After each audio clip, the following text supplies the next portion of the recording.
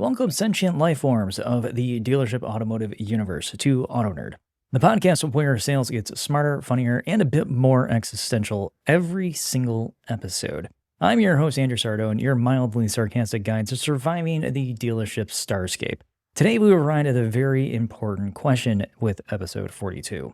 What is the answer to sales, the universe, and everything? According to deep computational fax machines powered by coffee and crushed dreams, the answer apparently is 42, but we still have no idea what Douglas Adams meant, even though the book is one of the best.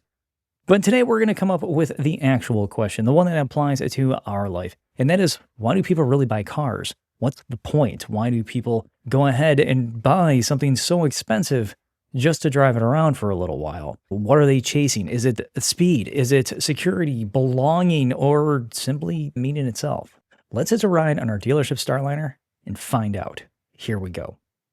A few years ago, I worked with a sales consultant. We'll call him Rick because I have no idea at this point in time. But he didn't really connect with his customers. Rick was good at closing, and he figured out like the little chords, the pull to get the customer to say yes. But he didn't really build up any profit here. He asks the basics, what brings you in today, but never why you're really there. Connection just wasn't his bag. So one day while I'm at the store, a woman walked on in, she's looking at a hybrid, and Rick gave her the full pitch. The dude knew the gas mileage, the tax credits on that particular PHEV. You knew everything, but she didn't buy. So later I saw her walking around and just aimlessly out there in the lot looking at whatever she could to try to figure this thing out on her own. And I caught up with her and I said, hey, what happened? And she told me that she just left her job to take care of her aging parents, so she's got a lot going on. And she wasn't just buying a car.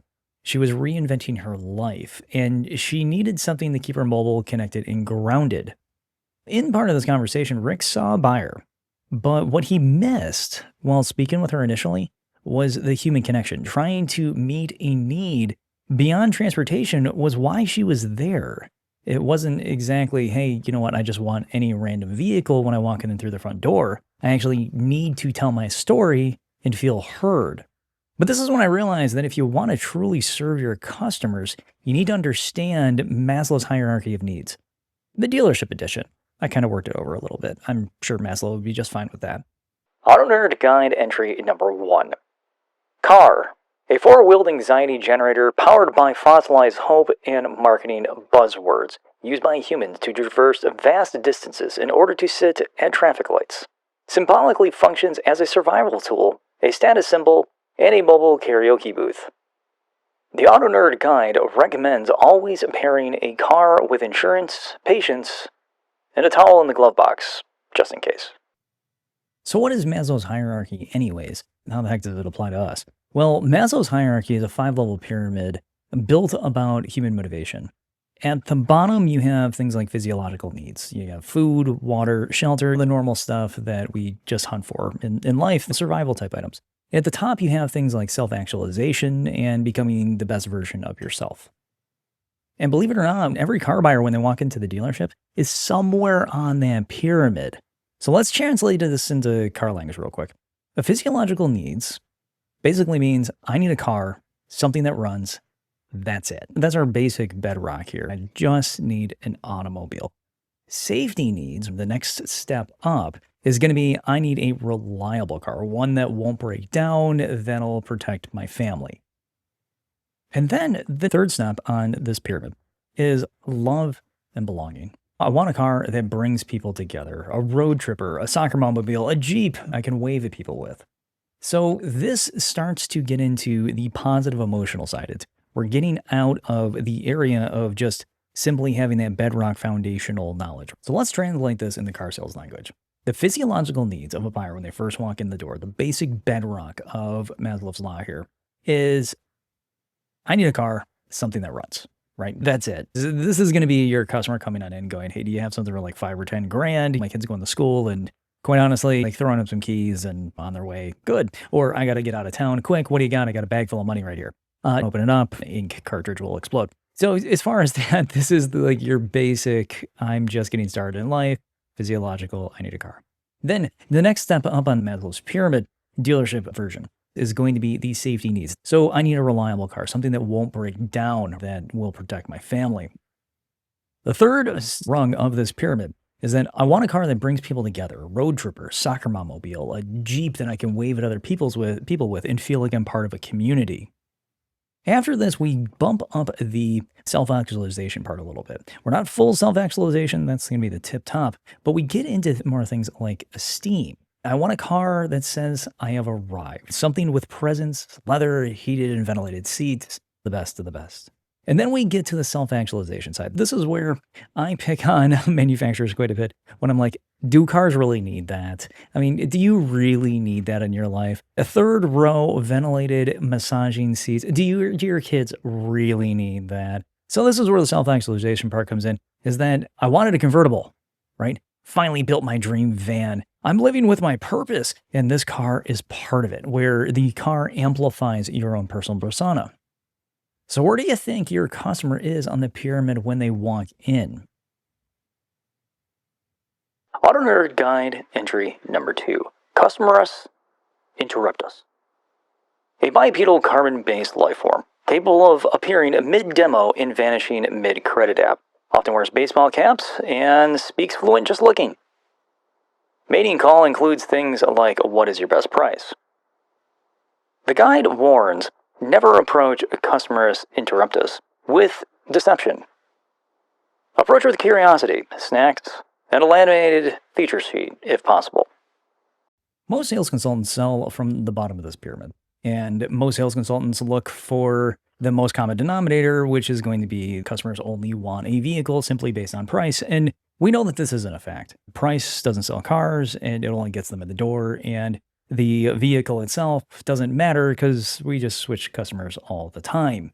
So this is assuming that everyone just wants a good deal when they come in.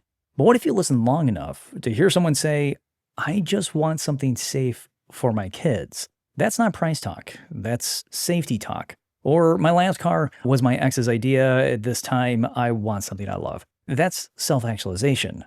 Improving your life, improving your feelings. So in order to get to these areas in this conversation and get this personal conversation to bubble up where you can start to use it as motivation for the customer to buy the vehicle, we got to start asking some questions to get to the crux of the situation. So what's happening in your life right now that brought you on in? And then what do you want to feel when you drive away in your brand new car? Because that's incredibly important. And then what does the perfect car do for you? Then do something that most sales consultants don't do. This is where humility and empathy come on in. Match your presentation to what the customers just said. Match it to their needs, match it to who they are. But the further you move away from a spec sheet, the further you move away from a customer going, well, this is just AI selling me the vehicle. If you take this time here and you'll let the customer know, hey, I hear you, now all of a sudden trust is building very quickly. AutoKnerd entry number 3, the warranty vortex. A localized time anomaly found in most dealership finance offices. Symptoms include a loss of temporal awareness, increased probability of undercoating, a sudden need to talk about your spouse. Escaping the vortex requires both logic, luck, or a surprisingly sharp pen. Here's how you can connect with customers no matter what level of this pyramid that they're on. Physiological shoppers, you can say things like this. Sounds like reliability and costs are key. Let's find something that works hard, that doesn't ask for much, and still gets you where you need to go. We got some benefits up in there. Doesn't ask for much, so fuel efficiency must be referenced here. In addition to that, we have something that works hard, so we're displaying some durability here. This is going to definitely get this individual going, yes, they are absolutely in it for me. Now, the safety-minded person, you mentioned kids. Let me show you the top safety pick, right? I've got the kind of peace of mind that you are looking for. You don't need to think about that at all until you absolutely really need it. And this car is just loaded with the stuff that you're never going to think about that's going to keep you safe. So we're throwing something out there. We're leading the customer with, I care about you. I want to make sure that you have the stuff to keep you safe. Now, the customer that's looking for belonging on that third rung of Maslow's dealership pyramid here, a lot of our owners use family trips, built-in navigation, flexible cargo. It makes all those long drives a lot more fun. And This allows the person to then go, okay, my life can improve. They're saying it right there, right? It's not just, oh, hey, look at the van that I have. Look at the station wagon that I have. It's here's the emotions. I'm leading with emotion because that is going to be the driver of experience. And so if I can bump up the customer experience, the CX, by leading with emotion, now that customer has all the ability to give themselves the permission to reduce their anxieties and buy the car. And then we have the esteem buyer. Now we're getting into very serious personal motivations at this point. We're getting away from the wishers. We're getting away from the logical, conscious buyer, mainly meaning emotion isn't too packed into the bottom three rungs of physiological safety and belonging. That's, I need some more. And now I need, but I can kind of feel I have some desire there at that belonging area. But in the esteem, this is the model for folks who want performance, who want presence. You definitely want to turn heads. This is going to be for that person that comes in. That's, I want it all, right? I am in a treat myself kind of mood. I want it all on this vehicle. Again, cater to it. Don't fight it. Many people are resistant, at least sales consultants will simply go ahead and say, hey, listen, you can't do that or you can't do this. Try to figure out a way to make it happen, but keep excitement up if something is impossible here. Because this person wants to improve their own personal image. Let's let them. But then the last top tier, the person that is absolutely buying a car right now, whether you want them to or not, this is going to be the self-actualized. This particular individual can go ahead and say something along these lines. You've wanted this car for years. Today, you're making that dream happen. You're about to go ahead and enter into that next chapter. Let me be the first to welcome you. This person, you just went ahead, opened the door for them and asked them, hey, please step on through, right? When your words match their needs, trust simply just flows on in. And so does that deal, and so do those grosses. AutoKnerd Guide entry number 4. The salesperson's terry cloth towel. It's an essential multi-use tool for dealership survival. Can be used to clean the windshield, clean up coffee stains, cover them up as well, wave to the dealership manager for help, quietly cry into in the service bay after back-to-back no-shows. The guide recommends never being more than 3 feet away from your towel, or your sense of humor. If you're selling cars just to simply hit the number, you're selling yourself way short. But if you're helping people meet their needs, real human needs, not just needs derived and directed towards closing, you're changing lives. Your customer doesn't want 0 to 60 in 3.2 seconds when they come in. They want to feel safe. They want to feel seen, proud, free, and sometimes all these things at once. And my friend, that is the real answer to sales, the universe, and everything. Catering to humankind in a positive way and make an incredible impact in the way that you do it. The whole point to the AutoKnerd podcast is not just to go ahead and tell you about a lot of crazy historical, quirky things and go through topics about how to essentially be, well, better and offering up a better experience.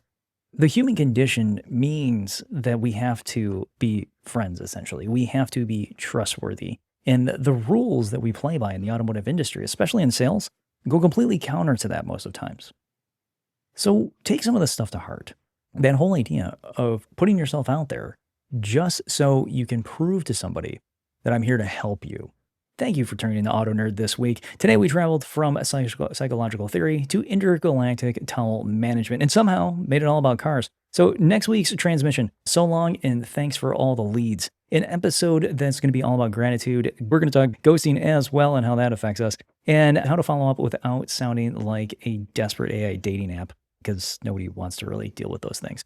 So until next time, stay weird, don't panic, share this episode with somebody that might be needing it. And go out there and sell with kindness. Lead with that, lead with caring, and all of a sudden people will start to trust you and you'll see those grosses go up. I'll talk to you next week. Have a great one. AutoKnerd out.